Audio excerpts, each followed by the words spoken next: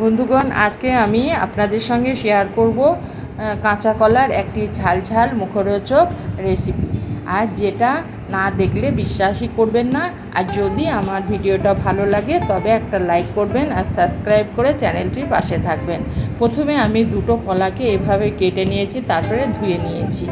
এবার আমি গ্যাসের মধ্যে একটা কড়াই বসিয়ে দিলাম। কড়াইয়ের মধ্যে কিছুটা জল গরম করে নেব। এই জলের মধ্যে জলটা একটু গরম হলে আমি যে কলার টুকরোগুলোকে কেটে রেখেছিলাম সেগুলোকে জলের মধ্যে দিয়ে দিলাম। এবার এটাকে আমি ঢাকা দিয়ে মিনিট 15 সেদ্ধ করে নেব। মধ্যে আমি একবার ফিরে এলাম। কলাগুলোকে আমি একটু ঘুরিয়ে দেব, উপরের পিঠটা নিচের দিকে, নিচের পিঠটা উপরের দিকে। এইভাবে আমি একবার কলার টুকরোগুলোকে ঘুরিয়ে দেব। তারপর আবারও ঢাকা দিয়ে আমি সেদ্ধ করব। মিনিট 15 পর আমি ফিরে এলাম। এবার কলাগুলোকে আমি চেক করে নেব সেদ্ধ হয়েছে কি না। কলাগুলো আমার পুরোপুরি সেদ্ধ হয়ে গেছে।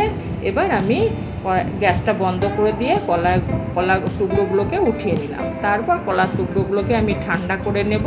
নেওয়ার পর আমি এইভাবে কলার টুকরোগুলোকে খোসা ছাড়িয়ে নেব। সমস্ত কলার টুকরোগুলোকে একটা বাটির মধ্যে নিয়ে নিলাম। এবার আমি হাত দিয়ে সমস্ত কলার টুকরোগুলোকে আমি এইভাবে ম্যাশ করে নেব, আর কলার টুকরোর মধ্যে যেন কোনো গোটা না থাকে। এবার আমি একটা বড় সাইজের পেঁয়াজকে ছোট ছোট করে কুচিয়ে নিয়েছিলাম, আর 4টে কাঁচা লঙ্কা আমি কুচিয়ে রেখেছিলাম সেটাকে দিয়ে দিলাম। দিয়ে দেওয়ার পর আমি 1 ইঞ্চ আদা আর 3টে কাঁচা লঙ্কাকে থেঁতো করে রেখেছিলাম সেটাকে দিয়ে দিলাম। আর স্বাদ মতো লঙ্কার গুঁড়ো দিলাম, স্বাদ মতো হলুদের গুঁড়ো দিলাম। ঝালটা আপনারা আপনাদের পছন্দ মতো দিবেন। আর 1 চামচ দিয়ে দিলাম ভাজা জিরের গুঁড়ো, আর 1/2 চামচ গরম মশলা, আর স্বাদ মতো লবণ। লবণটা দেওয়ার পর আমি দিয়ে দিলাম 2 চামচ চালের গুঁড়ো, আর আমি এখানে দিয়ে দেব 4 চামচ বেসন।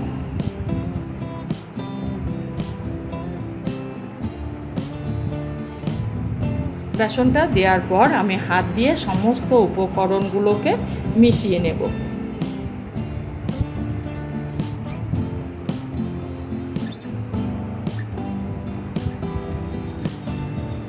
সমস্ত উপকরণগুলোকে আমি এইভাবে মিশিয়ে নিলাম।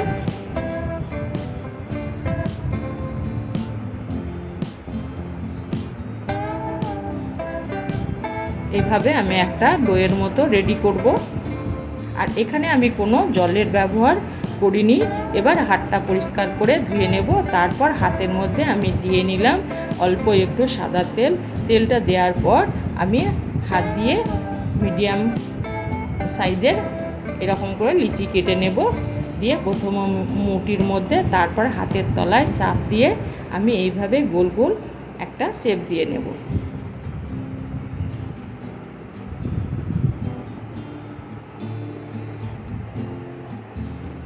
আর এটা কাঁচা কলার কাবাব, খেতে কিন্তু অসম্ভব টেস্টি।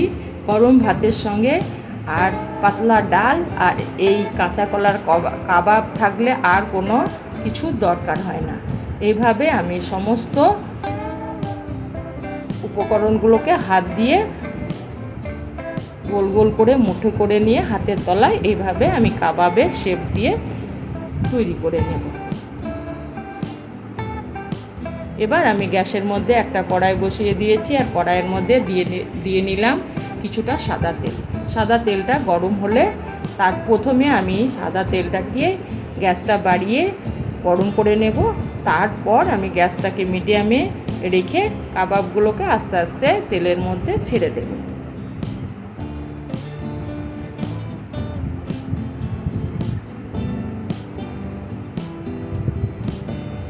আর এটা কখনো গ্যাস বাড়িয়ে ভাজতে যাবেন না, তাহলে ভিতরটা কাঁচা হয়ে থাকবে। গ্যাসটা একটু মিডিয়ামের থেকে একটু কম হলেও হবে, বা মিডিয়াম রেখে এগুলোকে ভাজতে হবে।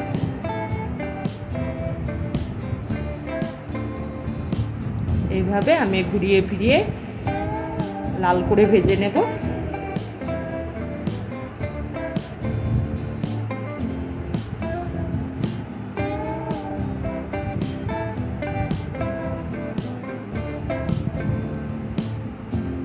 আমার কাবাব কালার এসে গেছে, লাল হয়ে গেছে। এবার আমি এগুলোকে তেল থেকে উঠিয়ে নেব।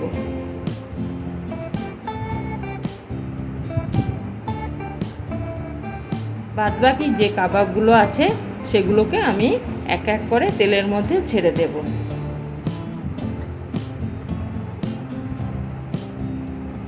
একইভাবে গ্যাসটাকে মিডিয়ামে রেখে আমি কাবাবগুলোকে এইভাবে ঘুরিয়ে ফিরিয়ে ভেজে নেব।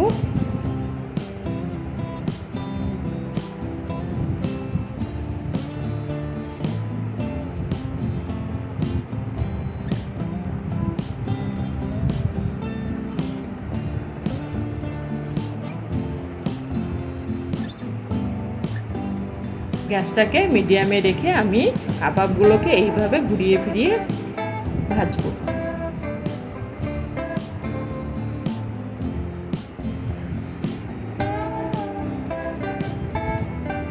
আমার এই কাবাবগুলোর কালার এসে গেছে।